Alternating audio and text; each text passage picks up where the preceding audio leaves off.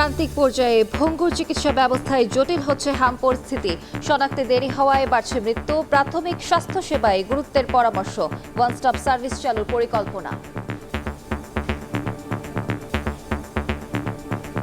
আমার বাচ্চায় দেখতে এসে না মনে করেন রিপোর্টটা মনে নিচেই ফেলাইছে। হসপিটাল আসছে, আসার পরে আমাদের ওইখানে ভর্তি নেয় নাই, তারা আমাদের মেডিকেলে পাঠাইছে, তারা ভর্তি নেয় নাই, না ভর্তি নিতে আমাদের মহাখালীতে পাঠাইছে। আমাকে 10-12 হাজার টাকা গেছে শুধু স্যার, গাড়ি ভাড়াই গেছে। আমরা কিন্তু বিশ্বের কাছে একটা ভঙ্গুর এবং ঝুঁকিপূর্ণ স্বাস্থ্য ব্যবস্থা হিসেবে চিহ্নিত হলাম। আমরা ওয়ান স্টপ সার্ভিস, একজন স্বাস্থ্যকর্মী সে একটা প্যাকেজ অফ সার্ভিস ডেলিভার করবে মানুষের ডোর স্টেপে।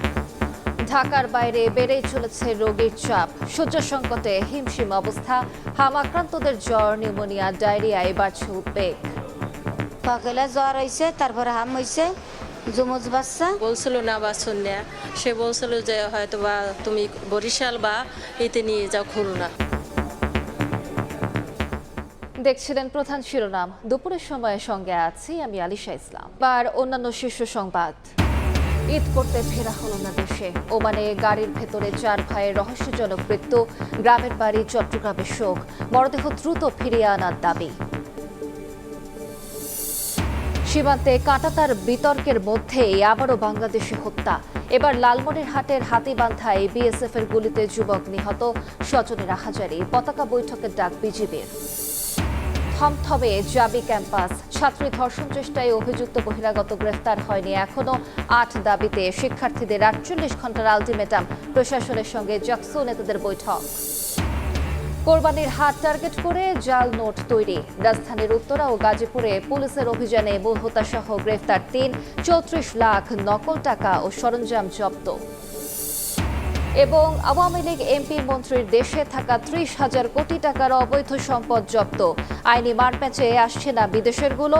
লুটের অর্থ দ্রুত রাষ্ট্রীয় কোষাগারে ফেরানোর তাগিদ।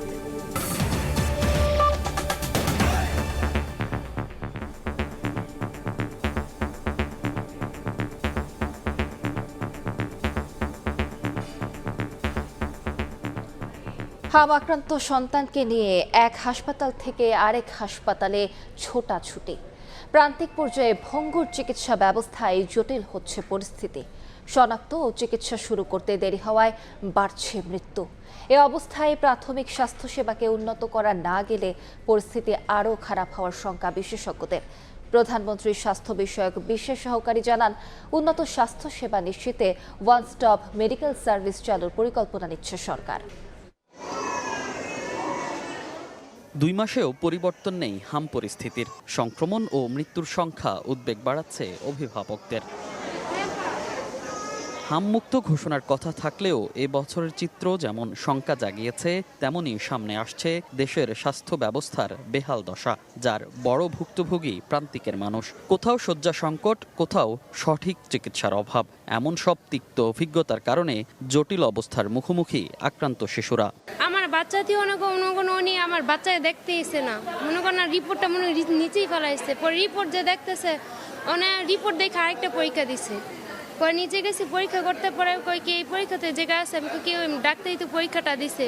এটা তো শিশু, বাচ্চাটা তো ছোট, ওইখান থেকে কতবার রক্ত নেওয়া হইব। মেডিকেলে আইলাম, শিশু হাসপাতালে আইলাম, মানে ওখান তো আবার ওই যে মনে করে মেডিকেলে গেলাম। এই মেডিকেলে তারপর এই হাসপাতালে আইলাম, মহাখালী আইলাম। আমাকে 10-12 হাজার টাকা গেছে শুধু স্যার, গাড়ি ভাড়াই গেছে আমার। ঢাকা শিশু হসপিটাল আসছে, আসার পরে আমাদের ওইখানে ভর্তি নেয় নাই, ভর্তি নেয়, তারা আমাদের মেডিকেলে পাঠাইছে, ঢাকা মেডিকেলে পাঠানোর পর ওইখান থেকে আমাদের তারা ভর্তি নেয় নাই, না ভর্তি নিতে আমাদের মহাখালীতে পাঠাইছে। জনস্বাস্থ্য বিশেষজ্ঞ বলছেন, হামে এত মৃত্যু বিশ্বের কাছে ভঙ্গুর স্বাস্থ্য ব্যবস্থা হিসেবে চিহ্নিত করেছে দেশকে। অভ্যুত্থানের পর চিত্র পরিবর্তনের পরিকল্পনা হলেও বাস্তবায়ন করা হয়নি। তাই বর্তমান সরকারকে প্রাথমিক স্বাস্থ্যভিত্তিক ব্যবস্থা তৈরির পরামর্শ তার। আমরা কিন্তু বিশ্বের কাছে একটা ভঙ্গুর এবং ঝুঁকিপূর্ণ স্বাস্থ্য ব্যবস্থা হিসেবে চিহ্নিত হলাম। আমাদের সম্পদও কিন্তু এত কম না যে আমরা এই টিকা কিনতে পারবো না। কিন্তু আমাদের যে ব্যবস্থাটা হচ্ছে উল্টো পিরামিড। প্রাথমিক স্বাস্থ্যভিত্তিক চিকিৎসা ব্যবস্থা এবং জনস্বাস্থ্য ও স্বাস্থ্য উন্নয়ন ভিত্তিক স্বাস্থ্য ব্যবস্থা তারা করবেন। খুব সুন্দর ম্যানিফেস্টো। সেই লক্ষ্যে কোনো কাজ হয়েছে বলে আমার চোখে পড়েনি। এদিকে স্বাস্থ্যসেবা মানুষের দোরগোড়ায় পৌঁছানোর লক্ষ্যে সরকার কাজ শুরু করেছে বলে জানান প্রধানমন্ত্রীর স্বাস্থ্য বিষয়ক বিশেষ সহকারী। বলেন, ওয়ান স্টপ মেডিকেল সার্ভিস চালুর পরিকল্পনা আছে সরকারের। স্বাস্থ্যকর্মী নিয়োগ দিব এবং যারা এক্সিস্টিং স্বাস্থ্যকর্মী আছে আমরা ওয়ান স্টপ সার্ভিস, একজন স্বাস্থ্যকর্মী সে একটা প্যাকেজ অফ সার্ভিস ডেলিভার করবে মানুষের ডোর স্টেপে, এবং প্রতি মাসে একজন স্বাস্থ্যকর্মী প্রতিটি ঘর ভিজিট করবে। দেশে হাম ও এর উপসর্গে মৃত্যু ছাড়িয়েছে 430 এবং আক্রান্ত 53,000-এর বেশি, যা গত 25 বছরের মধ্যে সর্বোচ্চ। মনির হোসাইন, সময় সংবাদ, ঢাকা। এদিকে ঢাকার বাইরেও বেড়েই চলেছে হাম আক্রান্তের সংখ্যা। রোগীর চাপে হাসপাতালগুলোতে শয্যা সংকট, জ্বর, নিউমোনিয়ায় জটিলতা বাড়ছে বলে জানান চিকিৎসকরা। ওয়ার্ড জুড়ে হামে আক্রান্ত ও উপসর্গ নিয়ে চিকিৎসাধীন শিশু, উদ্বেগ উৎকণ্ঠায় অভিভাবকরা। খুলনা মেডিকেল কলেজ হাসপাতালে 24 ঘন্টায় নতুন 12 জন সহ হামের উপসর্গ নিয়ে চিকিৎসাধীন 31 শিশু। আক্রান্তদের জ্বর, সর্দি, কাশি, নিউমোনিয়া, ডায়রিয়া বাড়িয়েছে জটিলতা। এমনকি চোখে সংক্রমণও দেখা দিচ্ছে। জেলা উপজেলা স্বাস্থ্য কেন্দ্রে যথাযথ সেবা না পেয়ে আসছে শহরের হাসপাতালে। সকালে জ্বর হয়েছে, তারপরে হাম হয়েছে, জমজ বাচ্চা বলছিল না বা সন্ধ্যা, সে বলছিল যে হয়তো বা তুমি বরিশাল বা এতে নিয়ে যাও খুলনা। নিয়ে গেছিলাম ক্লিনিকে, সেইখান থেকে দেখলাম রেয়াস, তাই এখানে ভর্তি হয়েছি। বিভাগীয় শহর এবং জেলা শহরগুলিতে যাতে এই জটিল হামের পেশেন্ট আমরা সুষ্ঠুভাবে ম্যানেজ করতে পারি, তার জন্য ব্যবস্থাপনা করব। কুষ্টিয়াতেও অপরিবর্তিত হাম পরিস্থিতি। এক বেডে চিকিৎসা নিচ্ছে আক্রান্ত 3 শিশু। শয্যা সংকটে হিমশিম অবস্থা চিকিৎসকদের। বরিশালেও বেড়েই চলেছে হাম আক্রান্তের সংখ্যা। সদর হাসপাতালে আলাদা 3টি কক্ষে চিকিৎসা দিয়েও রোগীর চাপ সামাল দেওয়া যাচ্ছে না। সন্তানদের নিয়ে অভিভাবকরা ছুটছেন ঢাকার হাসপাতালে। সিলেট বিভাগে হাম ও উপসর্গে মৃত্যুর সংখ্যা দাঁড়ালো 31-এ। বিভিন্ন হাসপাতালে নতুন রোগী ভর্তি হয়েছে 74 জন। ফাহরিয়া ফারজানা, সময় সংবাদ। ঈদ করতে ফেরা হলো না দেশে। ওমানে গাড়ির ভেতর থেকে চট্টগ্রামের প্রবাসী 4 ভাইয়ের মরদেহ উদ্ধার করা হয়েছে। সেখানকার বাংলাদেশ দূতাবাস মৃত্যুর বিষয়টি নিশ্চিত করেছেন। ধারণা করা হচ্ছে গাড়ি এসির লিকেজ হয়ে বিষক্রিয়ায় মারা গেছেন তারা। এটি নিছক বিষক্রিয়া নাকি 4 ভাইয়ের মৃত্যুর পেছনে অন্য কোনো রহস্য রয়েছে, তা তদন্তের দাবি স্বজনদের। গাড়িতে এসির গ্যাস লিকেজ হয়ে বিষক্রিয়ায় বিদেশের মাটিতে প্রাণ গেল একই পরিবারের 4 ভাইয়ের। মর্মান্তিক এই ঘটনা ঘটেছে ওমানে। মঙ্গলবার রাতে মাস্কাট শহরের মোলাদা এলাকায় বাজার করে ফেরার পথে এই ঘটনা ঘটে। সেখানকার বাংলাদেশ দূতাবাস মৃত্যুর বিষয়টি নিশ্চিত করেছে। ঈদ করতে 15 মে দেশে ফেরার প্রস্তুতি নিচ্ছিলেন তারা। কথা ছিল পরিবারের এক সদস্যের বিয়েরও। সেই প্রস্তুতির অংশ হিসেবে বাজার করে ফিরছিলেন 4 ভাই। রাস্তায় গ্যাস লিকেজ হলে গাড়ির ভেতরে বিষক্রিয়ায় মৃত্যু হয় তাদের। সবার থেকে তথ্য নিয়ে ওনারা পার্কিংয়ে ছিল, গাড়িতে ছিল, বসা অবস্থায় ছিল, সিট বেল্ট লাগানো ছিল, গাড়ি থেকে বের হতে পারে নাই, ক্লিনিকে ঢুকতে পারে নাই। এই অবস্থায় তাদের মৃত্যু হলো। নিহতদের গ্রামের বাড়ি চট্টগ্রামের রাঙ্গুনিয়ার বন্দারাজার পাড়ায়। এলাকায় খবর পৌঁছালে নেমে আসে শোকের ছায়া। দ্রুত মরদেহ দেশে ফেরানোর দাবি প্রতিবেশীদের। এটি নিছক দুর্ঘটনা নাকি এর পেছনে কোনো রহস্য আছে তা উদ্ঘাটনে সুষ্ঠু তদন্তের দাবি এলাকাবাসীর। গাড়ির মধ্যে মর্মান্তিক দুর্ঘটনা হয়েছে। দুর্ঘটনা যে আমরা পুরোপুরি জানি না, তো অসম্ভব মর্মান্তিক এই ঘটনা। তো বাস করলে বা কোনো কিছু ফল করলে এখানে মানুষ মতো তো সরি নেই। আর এখানে যদি এই এসি বিষয়ে কোনো সমস্যা, আমার ধারণা যেটা বলতেছি, 7 জন থেকে একজনও তো হয়তো রক্ষা পেতে পারতো। বিপুলের মধ্যে যেটা পেয়েছে ওদের মুখ থেকে লালা জ্বরছে। লালাটা পরীক্ষা করে ওরা জানতে পারছে যে এসির গ্যাস লিক হয়েছে। লিক হয়ে তাদের ফুসফুসে সরাসরি আক্রান্ত হওয়ার কারণে তারা মোটামুটি 2-3 মিনিটের মধ্যে মৃত্যুবরণ করেছে। ওমানে ব্যবসা করা 4 ভাইয়ের মধ্যে 2 ভাই বিবাহিত হলেও বাকি 2 সহোদর অবিবাহিত ছিলেন বলে জানিয়েছে স্বজনরা। পার্থপ্রতিম বিশ্বাস, সময় সংবাদ, চট্টগ্রাম। এই মুহূর্তে চট্টগ্রামের রাঙ্গুনিয়ায় আছেন সহকর্মী পার্থপ্রতিম বিশ্বাস। সরাসরি যাচ্ছে তার কাছে। পার্থ, ওমানে একই পরিবারের 4 ভাইয়ের মৃত্যুর ঘটনায় চট্টগ্রামের রাঙ্গুনিয়া লালানগর এলাকায় আমরা দেখছি শোকের ছায়া নেমে এসেছে। আসলে ঘটনাটি জানার পর থেকে যখন থেকে সাধারণ মানুষজন জানতে পারছে বা এলাকাবাসী এই ঘটনাটি গণমাধ্যম থেকে শুনে হোক বা বিভিন্নভাবে শুনেই তারা ঘটনাটি জানতে পারছেন, সবাই কিন্তু আসছেন এবং পরিবারের সদস্যদের সাথে কিন্তু এখানে দেখা করতে আসছেন। সেক্ষেত্রে আমরা যতটুকু জানতে পেরেছি মূলত তারা 5 ভাই, 5 ভাইয়ের মধ্যে 2 ভাই 2015 থেকে 16 সালের মধ্যে তারা কিন্তু ওমানে গেছে এবং 19 সালের মধ্যে তাদের যে আর 2 ছোট ভাই রয়েছে তাদেরকে নিয়ে গেছে এবং 1 ভাই বর্তমানে বাংলাদেশে রয়েছে। সেক্ষেত্রে তারা তাদের যে সেখানে ব্যবসা ছিল, অনেকে মুরগির ব্যবসা ছিল, কার ওয়াশের ব্যবসা ছিল, আরেকজন ভাই সেখানে কাজ করত। তো সেই বিষয়গুলো আমরা জানতে পেরেছি। মূলত 2 ভাইয়ের 15 মে দেশে আসার কথা ছিল এবং 1 ভাইয়ের বিয়ে ঠিক হয়েছিল। সেই বিয়ের বাজার করতে তারা মূলত ওমানের একটি জায়গায় সেখানে গিয়েছিল এবং বাজার করে ফেরত আসার পথে আসলে গাড়িতে বসে থাকা অবস্থায় আমরা এখানে যতটুকু জানতে পেরেছি পরিবারের সদস্য কিংবা আত্মীয় স্বজনের মাধ্যমে এসি থেকে যে নির্গত গ্যাস, সেই বিষাক্ত গ্যাসের মাধ্যমে তাদের বিষক্রিয়ায় কিন্তু তাদের মৃত্যু হয়েছে। তবে এখানে যারা পরিবারের সদস্যরা বলছেন আসলে এই মৃত্যু নিয়ে কিন্তু রহস্যের সৃষ্টি হয়েছে। সেক্ষেত্রে বাংলাদেশ সরকার এবং ওমানের যে সরকার রয়েছে সেই বিষয়টি তদন্ত করেও কিন্তু জানানো তারা দাবি জানিয়েছেন। সেক্ষেত্রে পরিবারের সদস্যরা বলছেন তারা গাড়িতে ওঠার আগে একটি জায়গায় তারা খাবারও খেয়েছিল। সেক্ষেত্রে খাবারের বিষক্রিয়া নাকি এসির বিষক্রিয়ায় এই মৃত্যু ঘটেছে সেই বিষয়টি তদন্তেরও কিন্তু দাবি জানানো হয়েছে। তবে ঘটনাটি শোনার পর একই পরিবারের 4 ভাইয়ের মৃত্যুর ঘটনা শোনার পর আমরা দেখছি পুরো এলাকায় শোকের ছায়া নেমে এসেছে। তো এই ছিল আমার কাছে এখনো পর্যন্ত চট্টগ্রামের রাঙ্গুনিয়া লালানগর এলাকা থেকে এখানকার সর্বশেষ খবর। সরাসরি যুক্ত ছিলাম চট্টগ্রামের রাঙ্গুনিয়ায়। শিক্ষার্থী ধর্ষণ চেষ্টার অভিযোগকে কেন্দ্র করে থমথমে পরিস্থিতি বিরাজ করছে জাহাঙ্গীরনগর বিশ্ববিদ্যালয়ে। এই ঘটনায় অভিযুক্ত বহিরাগতকে দ্রুত গ্রেফতারের দাবি জানিয়েছে শিক্ষার্থীরা। প্রক্টরিয়াল বডি ক্যাম্পাসের নিরাপত্তা রক্ষায় ব্যর্থ বলেই বারবার এমন ঘটনা ঘটছে বলে দাবি শিক্ষার্থীদের।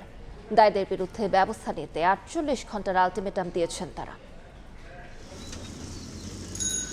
12 মে রাত 11টার দিকে জাহাঙ্গীরনগর বিশ্ববিদ্যালয়ের পুরাতন শেখ ফজিলাতুন্নেসা হল সংলগ্ন এই সড়ক দিয়ে যাওয়ার সময় এক নারী শিক্ষার্থীকে জোরপূর্বক পাশের ঝোপে নিয়ে যায় এক বহিরাগত যুবক। অভিযোগ রয়েছে সেখানে ওই শিক্ষার্থীকে ধর্ষণ চেষ্টা করা হয়। তবে আশপাশের লোকজন বিষয়টি বুঝতে পারায় ঘটনাস্থল থেকে পালিয়ে যায় বহিরাগত অভিযুক্ত ব্যক্তি।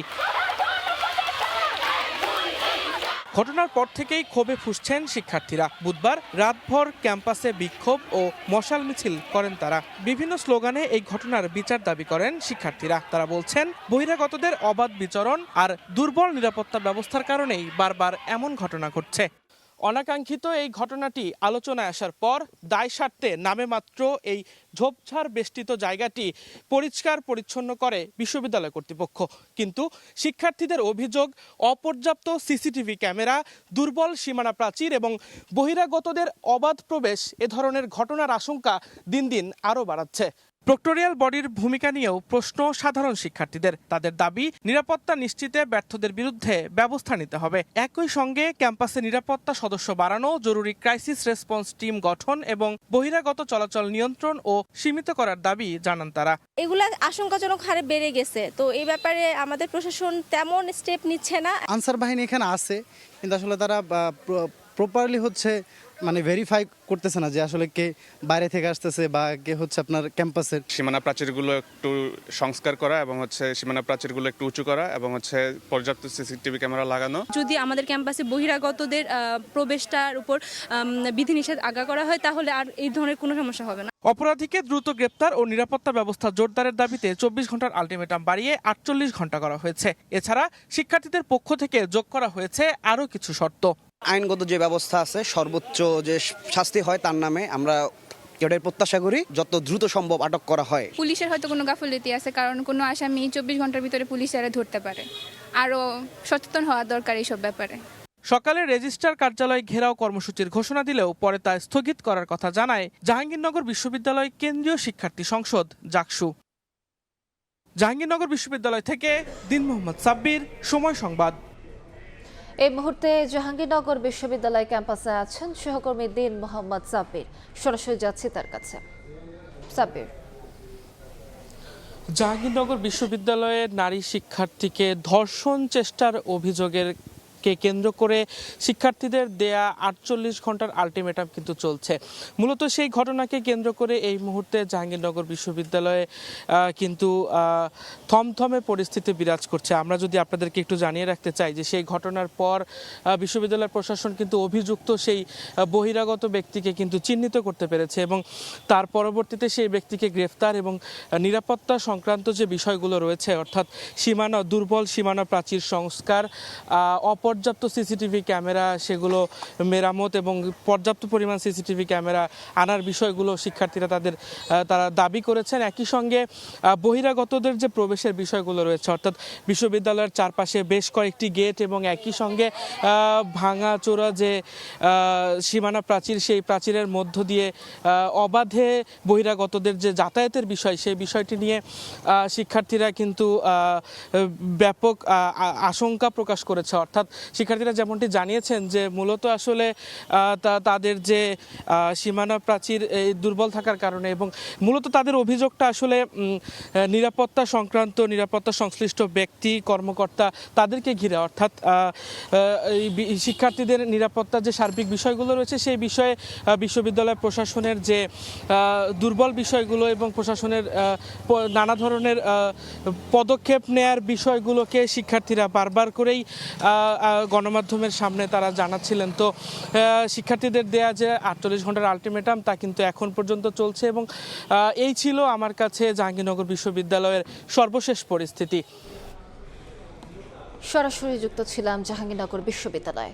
সীমান্তে কাঁটাতার বিতর্কের মধ্যে আবারও ছড়ল বাংলাদেশের প্রাণ।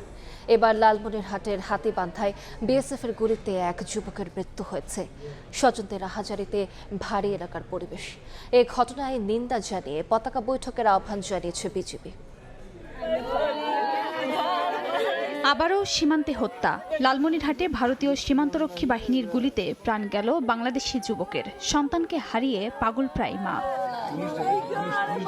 বুধবার মধ্যরাতে হাতীবান্ধা উপজেলার আমঝোল সীমান্তের বনচৌকি বিওপি সংলগ্ন ভারতের অভ্যন্তরে কয়েকজন বাংলাদেশি কাঁটাতারের বেড়ার কাছে যায়। এ সময় ৭৮ বিএসএফ ব্যাটালিয়নের পাগলামারি ক্যাম্পের টহল দল তাদের লক্ষ্য করে গুলি ছোড়ে। এতে গুলিবিদ্ধ হন খাদেমুল।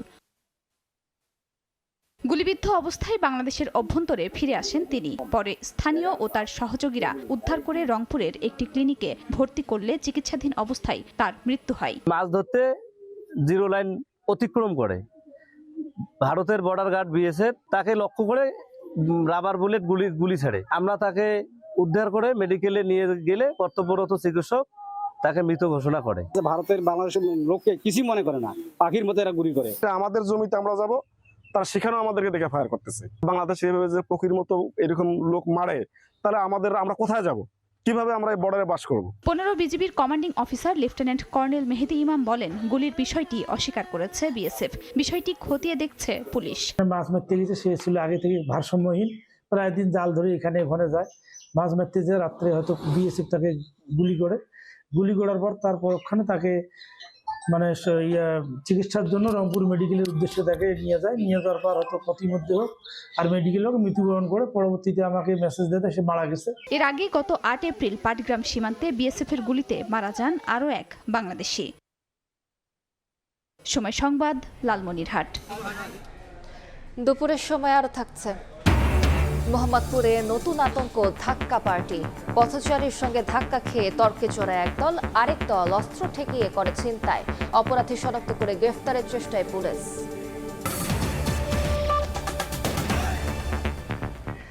মতিঝিলে শাপলা চত্বর হত্যা মামলায় সাবেক মন্ত্রী ডক্টর দীপু মনি, সাংবাদিক মোজাম্মেল বাবু ও ফারজানা রূপাকে গ্রেফতার দেখিয়ে কারাগারে পাঠিয়েছেন ট্রাইব্যুনাল। বিচারপতি গোলাম মর্তুজা মজুমদারের নেতৃত্বাধীন ট্রাইব্যুনাল 1 আদেশ দেন। এদিন সকালেই কারাগার থেকে আসামিদের ট্রাইব্যুনালে হাজির করা হয়। তাদের বিরুদ্ধে শাপলা চত্বরের ঘটনার পরিকল্পনা এবং প্রকৃত তথ্য গোপনের অভিযোগ আনা হয়েছে। প্রসিকিউশন জানায়, মামলার তদন্ত প্রতিবেদন জমা দেওয়ার জন্য 7 জুন তারিখ ধার্য করা হয়েছে। 2013 সালের 5 মে হেফাজতে ইসলামের সমাবেশে হত্যাকাণ্ডের ঘটনায় তৎকালীন প্রধানমন্ত্রী শেখ হাসিনা সহ সরকারের গুরুত্বপূর্ণ নীতি নির্ধারক ও আইনশৃঙ্খলা বাহিনীর শীর্ষ কর্মকর্তাদের সংশ্লিষ্টতার বিষয়ে তদন্ত চলছে। আমি আমার আর্গুমেন্টে সেই কথাটাই বলছি যে একজন রাজনীতিবিদকে অবশ্যই জনগণের ভাষা বুঝতে হবে। জনগণ যদি কোনো সরকারের বিরুদ্ধে অবস্থান নেয় তখন জনগণের এই যৌক্তিক দাবিকে মানতে হয়, কিন্তু তারা সেই জনগণের দাবির বিপক্ষে অবস্থান নিয়ে বরঞ্চ উল্টা জনগণকে সন্ত্রাসী আখ্যা দিয়ে তাদের উপরে নির্বিচারে গুলি করে হত্যা করে মানবতা বিরোধী অপরাধ সংগঠন করে। এক বছরে দুর্নীতিবাজদের দেশ বিদেশে থাকা 40,000 কোটি টাকার সম্পদ জব্দের আইনি আদেশ পেয়েছে দুদক।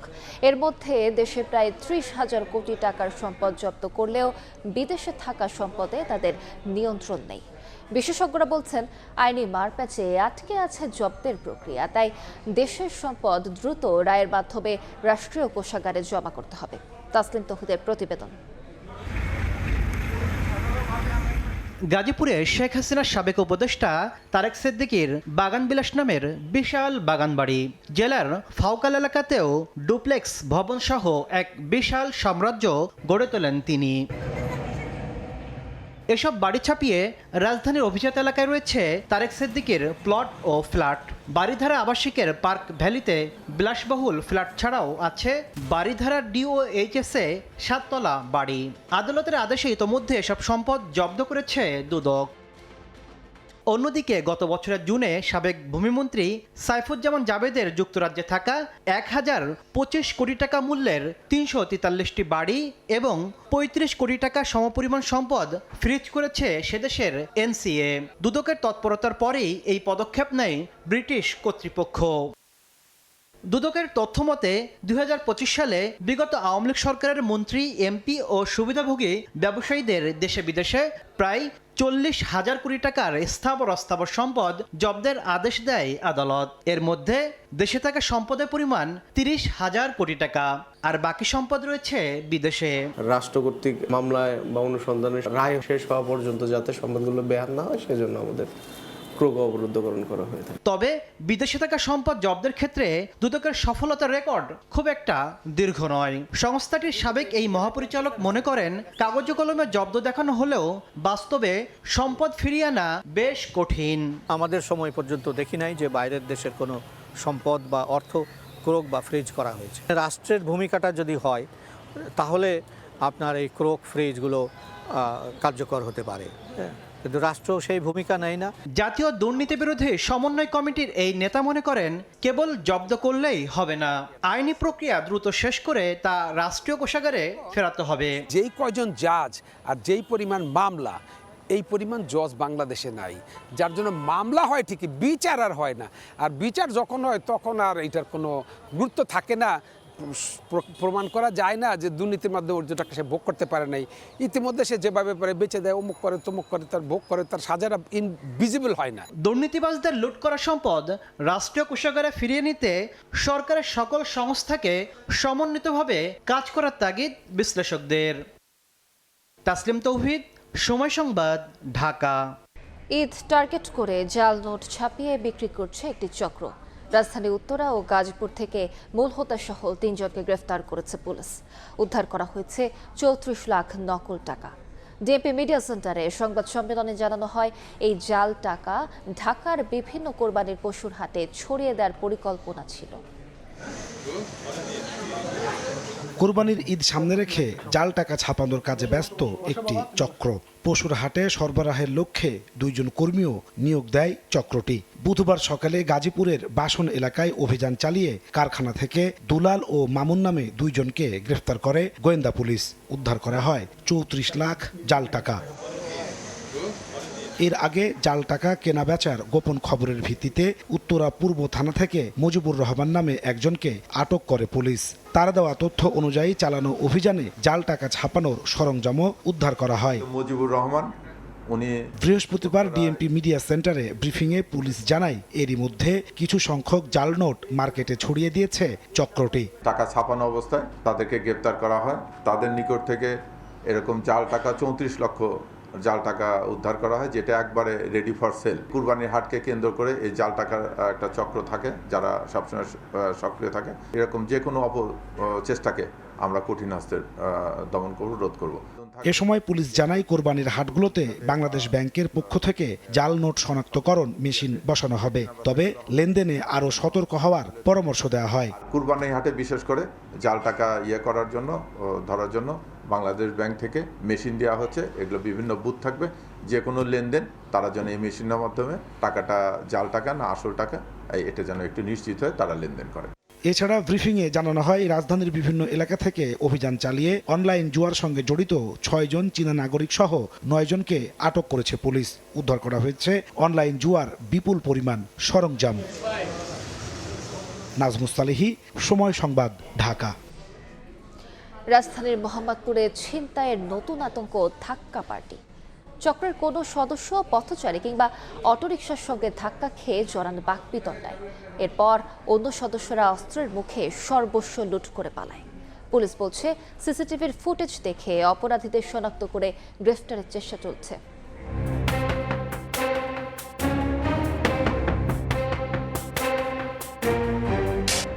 মে বিকেল 5:36 রাজধানীর মোহাম্মদপুরের চানমিয়া হাউজিংয়ের 1 নম্বর গেটের প্রধান সড়ক যেন শিকারের অপেক্ষায় 4 যুবক। এলাকার একটি সিসিটিভি ক্যামেরায় ধরা পড়ল তা।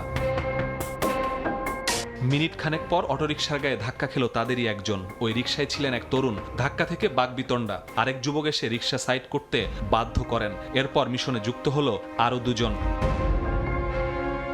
রিকশায় উঠে বসে একজন চাপাতির মুখে ওই তরুণের সঙ্গে থাকা দামি ফোন ও নগদ টাকা ছিনিয়ে নেয়।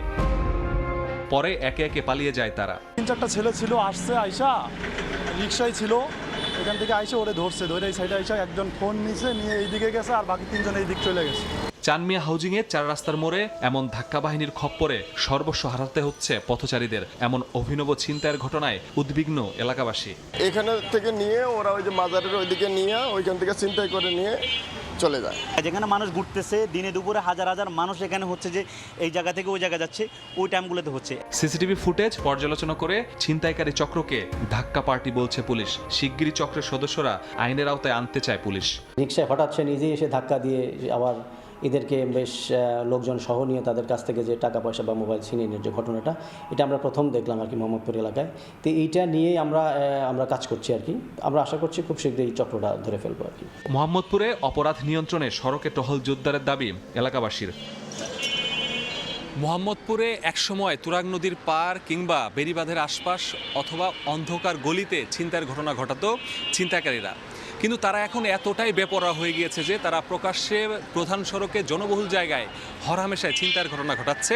প্রতিনিয়তই পরিবর্তন করছে নানা কৌশল। এই পরিস্থিতিতে ভুক্তভোগীদের প্রশ্ন, মোহাম্মদপুরের আইন শৃঙ্খলা পরিস্থিতি আদৌ কি নিয়ন্ত্রণে আসবে? মাসুদুর রহমান, সময় সংবাদ, ঢাকা। বিরোধী দলীয় নেতা ও জামাত আমির ডক্টর শফিকুর রহমানের সঙ্গে সৌজন্য সাক্ষাৎ করেছেন ইউরোপীয় ইউনিয়নের রাষ্ট্রদূত মাইকেল মিলার। দুপুরে সংসদ ভবনে বিরোধী দলীয় নেতার কার্যালয়ে সৌজন্য সাক্ষাৎ অনুষ্ঠিত হয়। ইইউ রাষ্ট্রদূতের সঙ্গে ছিলেন political first secretary Sebastian Regard brown. বৈঠকে বাংলাদেশ ও ইউরোপীয় ইউনিয়নের স্বার্থ সংশ্লিষ্ট বিভিন্ন বিষয়ে আলোচনা হয়। স্থানীয় সরকার নির্বাচন সুষ্ঠু ও গ্রহণযোগ্য করতে নানা পদক্ষেপ নিয়ে কথা বলেন তারা। ভবিষ্যতেও সম্পর্ক উন্নয়ন ও অগ্রগতির ধারা অব্যাহত রাখার আশাবাদ ব্যক্ত করে দুপক্ষ।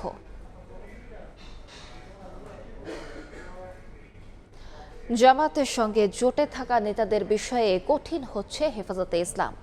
নির্বাচনী জোটে যাওয়ার কারণ জানতে 7 সদস্যের কমিটি করেছে আমির মহিবুল্লাহ বাবুনগরী। শফিক মুন্সির রিপোর্ট। আওয়ামী ফ্যাসিবাদের বিরুদ্ধে রাজধানীর মতিঝিলের শাপলা চত্বরে সমাবেশে লাখো মানুষের জমায়েত শাসকদের বুকে ঠুকে দেয় ক্ষোভের পেরেক। ক্ষমতাসীনদের বিরুদ্ধে আওয়াজ তুলে তৎকালীন সরকারের রোষানলে পড়ে হেফাজতে ইসলাম।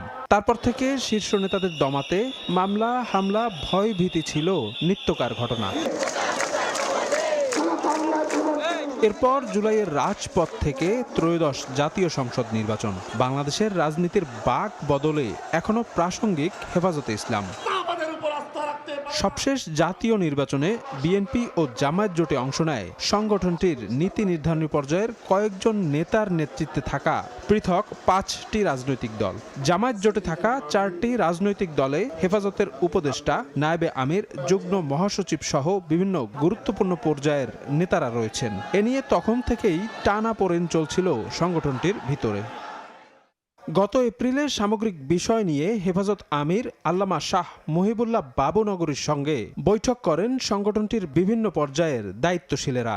বৈঠকে সিদ্ধান্ত হয় জামায়াতের সঙ্গে আসন সমঝোতায় অংশ নেয়া হেফাজত নেতাদের নেতৃত্বে থাকা দলগুলোর প্রতিনিধিদের সঙ্গে আলোচনায় বসবেন সংগঠনটির আমিরের নির্দেশপ্রাপ্ত 7 জন নেতা। সংগঠনটির অরাজনৈতিক পরিচয় দৃঢ় করতে আলোচনা শেষে আমিরের কাছে পর্যালোচনা পেশ করা হবে, যার ভিত্তিতে আসতে পারে যে কোনো সিদ্ধান্ত। এমন খবর চাউর হবার পর থেকেই সোশ্যাল মিডিয়া থেকে শুরু করে বিভিন্ন মাধ্যমে গুঞ্জন শুরু হয় হেফাজত ভাঙনের।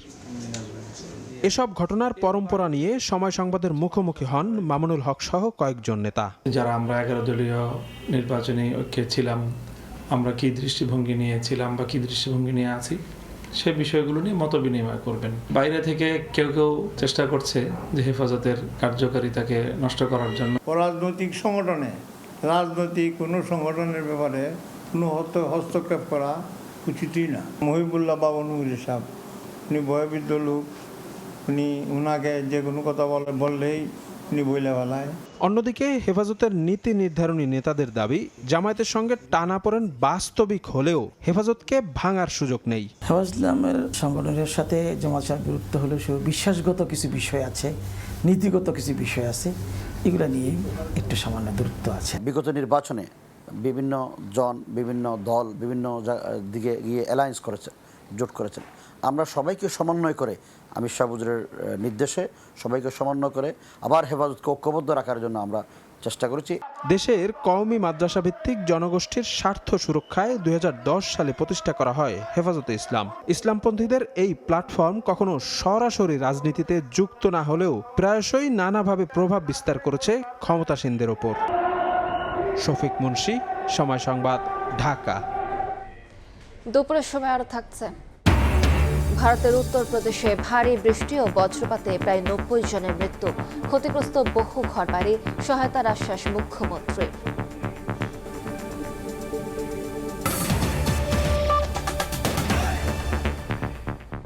বাংলা, ইংরেজি কিংবা মাদ্রাসা যে মাধ্যমেই হোক না কেন শিক্ষার্থীরা যেন সময়োপযোগী শিক্ষা পায় সে বিষয়ে সংশ্লিষ্টদের নজর দেওয়ার আহ্বান জানিয়েছেন শিক্ষা প্রতিমন্ত্রী ববি হাজ্জাজ। সকালে রাজধানীর আগারগাঁওয়ে বাংলাদেশ পর্যটন কর্পোরেশনে এক অনুষ্ঠানে তিনি এই কথা বলেন। মুখস্থ করে অনেক কিছু করা যেতে পারে, প্রাইমারিতে আসলে আমরা দিতে চাই। প্রাইমারিতে যে মুখস্থ লাগে না তা না ভাই, ওই 1 2 3 4 এটা তো মুখস্থই করতে হবে, ঠিক না? কিন্তু এই যে কনসেপ্টগুলো, এডিশন মানে কি, সাবট্রাকশন মানে কি, ডিভিশন মাল্টিপ্লিকেশন মানে কি, সো দ্যাট আপনি ভিন্ন সংখ্যা দিয়ে দিলেও তারা ওটা নিজেরা ওয়ার্কআউট করতে পারতে পারে। ওই conceptual English medium, Bangla medium, kindergarten, এদের সবার সাথে আমরা বড় দাগে বসা শুরু করেছি। এদের যতগুলো অ্যাসোসিয়েশন আছে, পুরো সিস্টেমটাকে, প্রাইমারি সিস্টেমের কথা বলছি আমি, আমার যেটা দায়িত্ব আমি সেটা নিয়ে বলছি, প্রাইমারি সিস্টেমটাকে আমরা অ্যালাইনমেন্টে নিয়ে আসছি। শুধু তাত্ত্বিক শিক্ষা নয়, দক্ষতা বৃদ্ধিতেও গুরুত্ব দিচ্ছে সরকার, এমন মন্তব্য করেছেন প্রধানমন্ত্রীর উপদেষ্টা মাহদি আমিন। দুপুরে রাজধানীর বসুন্ধরা আবাসিক এলাকায় এক অনুষ্ঠানে তিনি বলেন, তারুণ্যের আকাঙ্ক্ষাকে উপজীব্য করে আগামীর বাংলাদেশ গড়ে তোলা হবে। বর্তমানে বাংলাদেশে অনেকের স্কিল সেটটা আছে, দে আর গুড মেকানিক, বাট ওনাদের থিওরিটিক্যাল নলেজ নাই। অনেকে থিওরি খুব স্ট্রং, পরীক্ষা খুব ভালো করছে, বাট প্র্যাকটিক্যাল রেলেভেন্সে গিয়ে আমাদের থিওরি এবং প্র্যাকটিসকে মার্জ করার মতো শিক্ষা ব্যবস্থা লাগবে, যেখানে আমাদের থিওরিটিক্যাল নলেজটাকে আমরা অ্যাপ্লিকেশনের মাধ্যমে প্র্যাকটিক্যালি রেলেভেন্ট করতে পারি। আমরা বাংলাদেশের স্বার্থ, বাংলাদেশের সার্বভৌমত্বকে সবচেয়ে বেশি প্রাধান্য দিচ্ছি। আমাদের গভর্নমেন্টের অনেক পলিসি রয়েছে, বাট প্রত্যেকটা পলিসির বাস্তবায়ন হবে কিনা সেটা নির্ভর করছে আমাদের ভবিষ্যৎ প্রজন্ম তার জন্য প্রস্তুত কিনা। আজকে আপনারা যারা ওরিয়েন্টেশনে এসছেন, আপনারা যত সাকসেসফুল হবেন, বাংলাদেশ তত সাকসেসফুল হবে। পরিচ্ছন্ন নগরী গড়ে তুলতে সবাইকে একযোগে কাজ করার আহ্বান জানিয়েছেন মুক্তিযুদ্ধ বিষয়ক প্রতিমন্ত্রী ইঞ্জিনিয়ার ইশরাক হোসেন। সকালে রাজধানীর গুলিস্তানে পরিচ্ছন্নতা অভিযানে অংশ নিয়ে এই কথা বলেন তিনি। আধুনিক এবং পরিচ্ছন্ন নগরী করতে সরকারের পাশাপাশি নাগরিকদেরও দায়িত্ব নিতে হবে বলেও মন্তব্য করেন তিনি। ক্লিন ঢাকা গ্রিন ঢাকা স্লোগানে রাজধানীতে শুরু হয়েছে পরিষ্কার পরিচ্ছন্নতা কর্মসূচি। বৃহস্পতিবার সকালে গুলিস্তান এলাকায় কর্মসূচিতে অংশ নেন মুক্তিযুদ্ধ বিষয়ক প্রতিমন্ত্রী ইঞ্জিনিয়ার ইশরাক হোসেন। নিজ হাতে সড়ক পরিষ্কারের পাশাপাশি দেন সচেতনতার বার্তা। আমাদের মূল উদ্দেশ্য, মূল লক্ষ্য হচ্ছে জনগণের মাঝে একটা সচেতনতা তৈরি করা। আমাদের শহরকে আমরা পরিষ্কার পরিচ্ছন্ন রাখার জন্য যদি নিজেরা সতর্ক না হই, বাসযোগ্য এবং দূষণমুক্ত, পরিষ্কার এবং স্বাস্থ্যকর নগরী হিসেবে গড়ে তুলতে পারবো না। প্রতিমন্ত্রী বলেন, পরিচ্ছন্নতার দায়িত্ব শুধু সরকারের একার নয়, প্রতিটি নাগরিকেরও। তাই ঢাকাকে বাসযোগ্য নগরী হিসেবে গড়ে তুলতে সবাইকে নিজ নিজ জায়গা থেকে কাজ করার আহ্বান জানান তিনি। ঘনবসতিপূর্ণ ইতিমধ্যেই হয়ে গিয়েছে, সেখানে আমাদেরকে সচেতনভাবে নিজেদের নগরীর প্রতি যত্নবান হতে হবে। বাসাবাড়ির ময়লাও আমাদেরকে নির্দিষ্ট স্থানে ফেলতে হবে। এই নগরীকে আমরা আগামী দিনে নিজেদের মায়ের মতো করে আগলে রাখবো। এর পরিষ্কার পরিচ্ছন্ন পরিচর্যা আমরা করব। এ সময় শহর জুড়ে ক্লিন ঢাকা কর্মসূচি চলমান থাকবে বলেও জানান ইশরাক হোসেন। মাইমুনা হায়দার চৌধুরী, সময় সংবাদ, ঢাকা। ইন্টার্ন চিকিৎসকদের ওপর হামলার অভিযোগে 4 দফা দাবিতে বগুড়া শহীদ জিয়াউর রহমান মেডিকেল কলেজ হাসপাতালে কর্মবিরতি চলছে। বেলা 12টা থেকে দুপুর 1:30টা পর্যন্ত এক মানববন্ধন কর্মসূচি পালন করেন ইন্টার্ন চিকিৎসকরা। কর্মবিরতির কারণে চিকিৎসা নিতে আসা রোগীদের ভোগান্তিতে পড়তে হয়। বুধবার বিকেলে হাসপাতালে এক শিশুর মৃত্যুকে কেন্দ্র করে স্বজনদের সঙ্গে ইন্টার্ন চিকিৎসকদের মধ্যে উত্তেজনা সৃষ্টি হয়। কারিগরি দক্ষতার ঘাটতি, নির্ভরযোগ্য রিক্রুটিং এজেন্সির অভাবে বিদেশে গিয়ে প্রতারিত হচ্ছেন খুলনার অনেকেই। কেউ কাজ না পেয়ে ফিরছেন দেশে, কেউ হারাচ্ছেন সর্বস্ব। এতে কমছে রেমিটেন্স প্রবাহ। মঞ্জুরুল হক মঞ্জুরের ছবিতে আব্দুল আল মামুন রুবেলের প্রতিবেদন। খুলনা অঞ্চলে প্রতি বছর বিদেশগামী মানুষের সংখ্যা বাড়ছে, তবে কাজ না পেয়ে প্রতারিত হয়ে দেশে ফিরছেন অনেকে। খুলনার লবণচড়া এলাকার মেহেদি হাসান একটি এজেন্সির মাধ্যমে প্রায় 4.5 লাখ টাকা খরচ করে বিদেশে গিয়ে কাজ না পেয়ে বাধ্য হয়ে দেশে ফিরে আসেন 3 মাসের মধ্যেই।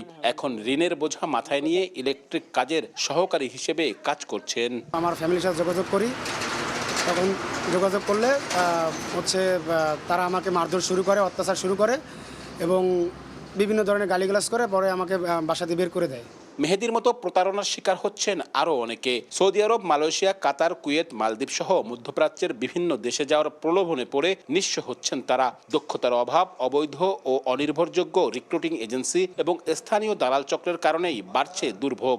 এই জায়গার এজেন্ট, ওইখানে যে এজেন্ট, যত যাবতীয় লোক আছে, এরা এই টাকাগুলো মেরে খায়। আমি এই 11 মাস এখনো আমি এইসব পাসপোর্ট টাকা এখনো ফেরত পাই নাই। বিদেশ যাওয়ার আগে জেলা কর্মসংস্থান অফিসে 3 দিনের এমন সংক্ষিপ্ত প্রশিক্ষণ দেয়া হলেও এটিকে যথেষ্ট বলছেন না সংশ্লিষ্টরা। তাদের মতে কারিগরি প্রশিক্ষণ, বৈধ উপায়ে বিদেশ গমন নিশ্চিত করা সহ সরকারি সচেতনতা বৃদ্ধি কার্যক্রম বাড়ানো জরুরি। দক্ষতা অর্জন করে নিয়ে যেতে পারে, তাহলে তারা অল্প কাজে তারা বেশি ইনকাম করতে পারবে। বিদেশে গিয়ে কেউ প্রতারিত হয়ে অভিযোগ দিলে ব্যবস্থা নেওয়ার কথা জানায় সংশ্লিষ্ট দফতর। কোন রিক্রুটিং এজেন্সির মাধ্যমে গিয়েছে সেই রিক্রুটিং এজেন্সিকে আমরা এখানে শুনানির জন্য ডাকি। গত বছর খুলনা থেকে বিদেশে গেছেন 8,000-এর বেশি মানুষ, আর গত 6 মাসে প্রতারণার অভিযোগ করেছেন 68 জন। আব্দুল্লাহ আল মামুন রুবেল, সময় সংবাদ, খুলনা।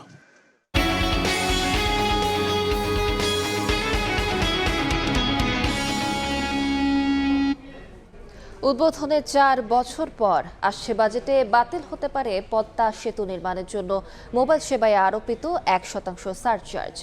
গ্রাহককে স্বস্তি দিতে বিদ্যমান সিম কর 300 টাকা থেকে কমানো হচ্ছে।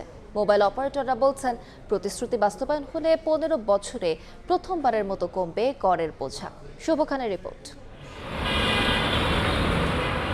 ঢাকার সঙ্গে দেশের দক্ষিণ পশ্চিমাঞ্চলের সরাসরি যোগাযোগ স্থাপনে 2022 সালে চালু হয় পদ্মা সেতু। প্রকল্পের অর্থায়ন থেকে বিশ্বব্যাংক সরে গেলে 6.15 কিলোমিটার দীর্ঘ এই সেতু নির্মাণে 2016 সালের মার্চ থেকে মোবাইল সেবায় 1% সারচার্জ আরোপ করে সরকার। এখনও প্রতি 100 টাকায় 1 টাকা সারচার্জ দিচ্ছেন 18.5 কোটির বেশি মোবাইল সিম সংযোগধারী। এছাড়া সম্পূরক শুল্ক 20%, কার্যকরী ভ্যাট দিতে হয় 18%। প্রতিটি সিম কেনা বা রিপ্লেস করতে গুনতে হয় 300 টাকা। শুল্কের চাপে কমছে না ভয়েস কল কিংবা ইন্টারনেট খরচ। আগে 120 টাকার প্যাকেজ নিতাম, এখন আমার 230 টাকার প্যাকেজ নিতে হয়। ডাটা কিনে চালানোর মতো সামর্থ্য বর্তমানে নাই। মোবাইল অপারেটর সূত্র বলছে গত 10 বছরে সরকারকে প্রায় 1,80,000 কোটি টাকা রাজস্ব দিয়েছে তারা, যেখানে সারচার্জে প্রায় 2,800 কোটি টাকা। সিম ট্যাক্স যেটা আছে এটা একটু যদি কমানো যায় কিনা, এবং this are the things we have requested. Government বলছে যে আমরা এটা দেখতে পারি। এছাড়া চলতি বছরে 16,851 কোটি টাকা মূল্যের তরঙ্গ নবায়ন করতে হবে বেসরকারি 3 অপারেটরকে, যেখানে 7.5% হারে ভ্যাট দিতে হবে 1,284 কোটি টাকা।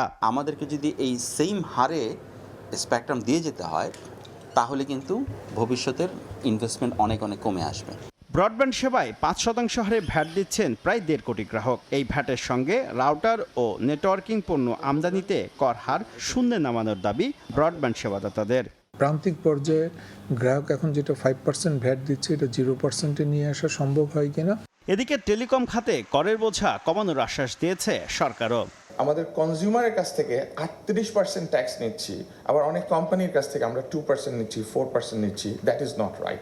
বর্তমানে দেশে মোবাইলে সেবা দিচ্ছে 4টি অপারেটর, আর ব্রডব্যান্ড ইন্টারনেট সেবা দিচ্ছে 2,500-এর বেশি প্রতিষ্ঠান। শুভ খান, সময় সংবাদ, ঢাকা। 40 বছর ধরে অসংখ্য খুশির মিছিলে ছিল আইডিএলসি, থাকবে আগামীতেও। কোরবানির ঈদ সামনে রেখে পাবনায় জমে উঠেছে পশু বেচাকেনা।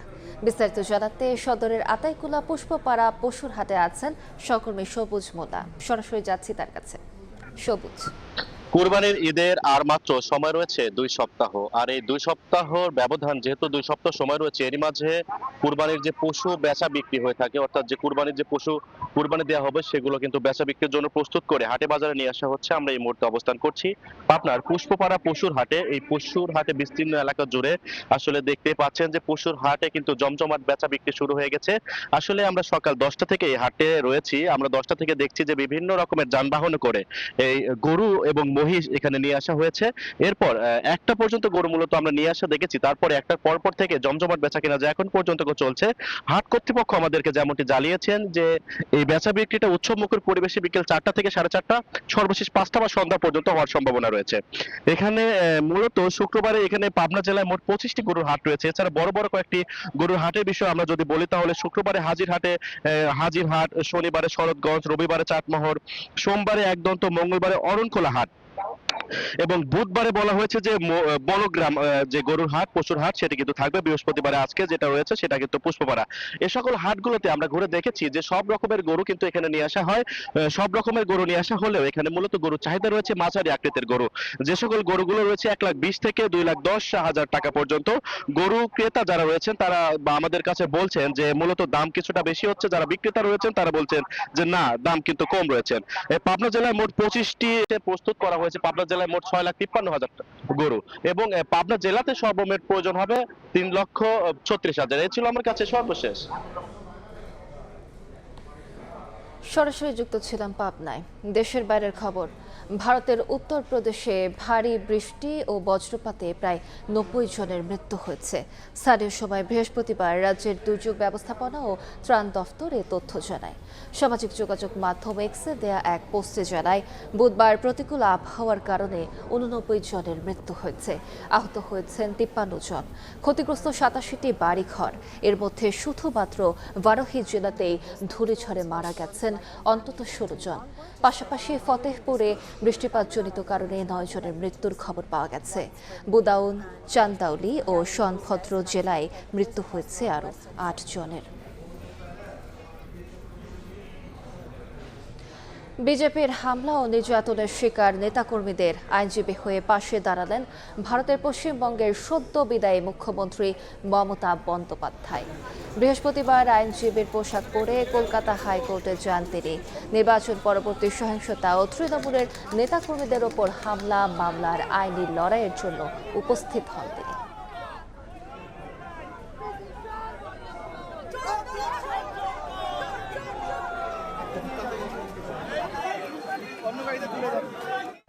যুক্তরাষ্ট্রকে প্রতিদ্বন্দ্বী নয় বরং অংশীদার হওয়ার আহ্বান জানালেন চীনা প্রেসিডেন্ট শি জিনপিং। মার্কিন প্রেসিডেন্টের সঙ্গে 2 ঘণ্টার রুদ্ধদ্বার বৈঠকে এ কথা বলেন শি। অন্যদিকে শি জিনপিংকে অসাধারণ নেতা উল্লেখ করে চীন যুক্তরাষ্ট্রই সুন্দর ভবিষ্যৎ গড়তে যাচ্ছে বলে আশাবাদ ব্যক্ত করেন ট্রাম্প। স্থানীয় সময় বৃহস্পতিবার বেইজিংয়ের গ্রেট হলে বৈঠকে বসেন চীনা প্রেসিডেন্ট ও মার্কিন প্রেসিডেন্ট ডোনাল্ড ট্রাম্প। প্রায় 2 ঘণ্টা রুদ্ধদ্বার আলোচনা করেন দুই নেতা। বৈঠকের শুরুতেই বৈশ্বিক পরিস্থিতিকে নতুন এক সন্ধিক্ষণ হিসেবে উল্লেখ করেন শি জিনপিং। বলেন, যুক্তরাষ্ট্র ও চীনের উচিত প্রতিপক্ষ নয় বরং অংশীদার হিসেবে কাজ করা। বৈঠকে তাইওয়ান প্রশ্নেও নিজের অবস্থান স্পষ্ট করেন শি জিনপিং। চীন যুক্তরাষ্ট্র সম্পর্কে তাইওয়ান ইস্যু সবচেয়ে গুরুত্বপূর্ণ ও স্পর্শকাতর বিষয় বলে উল্লেখ করেন তিনি। এই ইস্যু সঠিকভাবে সামাল না দিতে পারলে দুই দেশের সম্পর্ক বিপজ্জনক সংঘাতের দিকে এগিয়ে যেতে পারে বলেও সতর্ক করেছেন শি। অন্যদিকে শি জিনপিংকে অসাধারণ নেতা আখ্যা দেন মার্কিন প্রেসিডেন্ট। ওয়াশিংটন বেইজিং সম্পর্ক আগের যে কোনো সময়ের চেয়ে আরো ভালো হবে বলে আশাবাদ ব্যক্ত করেন ট্রাম্প। বলেন, চীন যুক্তরাষ্ট্র একসঙ্গে চমৎকার ভবিষ্যৎ গড়তে যাচ্ছে। এর আগে বেইজিংয়ে পৌঁছালে গ্রেট হলে ট্রাম্পকে স্বাগত জানান চীনা প্রেসিডেন্ট শি জিনপিং। রাইসা জান্নাত, সময় সংবাদ। খেলার খবর। এখনো জাতীয় দলের জার্সি গায়ে জড়ানোর স্বপ্ন দেখেন সাকিব আল হাসান। সাবেক অধিনায়কের অভিজ্ঞতাকে সবিহ করলেও এ বিষয়ে ভিন্ন মত রমিজ রাজার। বাংলাদেশের ক্রিকেটের বৃহত্তর স্বার্থে সাকিবের জন্য অপেক্ষা না করে বিসিবির সামনে এগিয়ে যাওয়া উচিত বলে মন্তব্য করেছেন পাকিস্তানের সাবেক অধিনায়ক।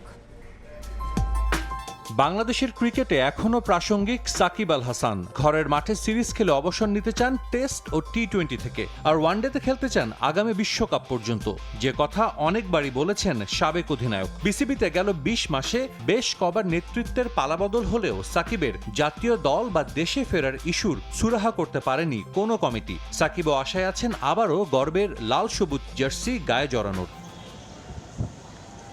সম্প্রতি ওয়ানডে র্যাঙ্কিংয়ে বেশ অবনতি হয় বাংলাদেশের। সে সময় সাকিবকে দলে ফেরানোর দাবিটাও জোরালো হয়। তবে একটা প্রশ্ন বারবার সামনে এসেছে, বয়স 39, আবারও আন্তর্জাতিক ক্রিকেট খেলার জন্য কতটা ফিট মিস্টার 75? যদিও এসব ধারণা অনেকবারই ভুল প্রমাণ করে রাজস্বিকভাবে মাঠে ফিরেছেন সাকিব আল হাসান। তবে পাকিস্তানের কিংবদন্তি রমিজ রাজার ভিন্ন মত। সম্প্রতি বেশ কবার বাংলাদেশে এসে ধারাভাষ্য দিয়েছেন। শান্ত মিরাজ লিটনের দলকে কাছ থেকে দেখার সুযোগ হয়েছে। বিশ্বকাপ জয়ী সাবেক এই ক্রিকেটারের মতে তরুণদের নিয়ে আগামীর পরিকল্পনা করা উচিত বিসিবির। I don't know, how fit he is, number one. Number two, whether Bangladesh would want to fit him in right now, because you're looking at the youth and wanted to, as you said, this is a transition period for this team. So I don't know whether Shakib fits the bill straight away.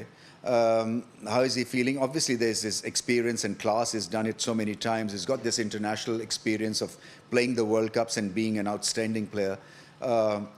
So he has that. But how fit he is, age is a killer, actually.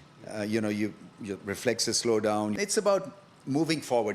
If you ask me, frankly, I would want Bangladesh to move forward and experiment with young faces. বয়সের বিবেচনায় সাকিবকে বাদ দেওয়ার কথা বললেও 1992 সালে রমিজ রাজা নিজে বিশ্বকাপ জিতেছিলেন 40 বছর বয়সী ইমরান খানের অধীনে। সাকিবের ভাগ্যে কি লেখা আছে তা হয়তো সময় বলে দেবে। সাজিদ মুস্তাহিদ, সময় সংবাদ, ঢাকা। এ পর্যায়ে শীর্ষ সংবাদগুলো জানিয়ে দিচ্ছে আরেকবার। হাম আক্রান্ত সন্তান নিয়ে এক হাসপাতাল থেকে আরেক হাসপাতালে ছোটাছুটি। প্রান্তিক পর্যায়ে ভঙ্গুর চিকিৎসায় জটিল হচ্ছে পরিস্থিতি। ওয়ান স্টপ সার্ভিসের পরিকল্পনা। ঈদ করতে ফেরা হলো না দেশে। ওমানে গাড়ির ভেতরে 4 ভাইয়ের রহস্যজনক মৃত্যু। গ্রামের বাড়ি চট্টগ্রামের শোক। মরদেহ দ্রুত ফিরিয়ে আনার দাবি। এবং থমথমে জাবি ক্যাম্পাস। ছাত্রী ধর্ষণ চেষ্টায় অভিযুক্ত বহিরাগত গ্রেফতার হয়নি এখনো। 8 দাবিতে শিক্ষার্থীদের 48 ঘন্টার আলটিমেটাম। প্রশাসনের সঙ্গে জোকসু নেতার বৈঠক। এই ছিল দুপুরের সময়। এরপর বিভাগীয় সময় নিয়ে আসছি কিছুক্ষণ পর। সঙ্গে থাকুন সবাই।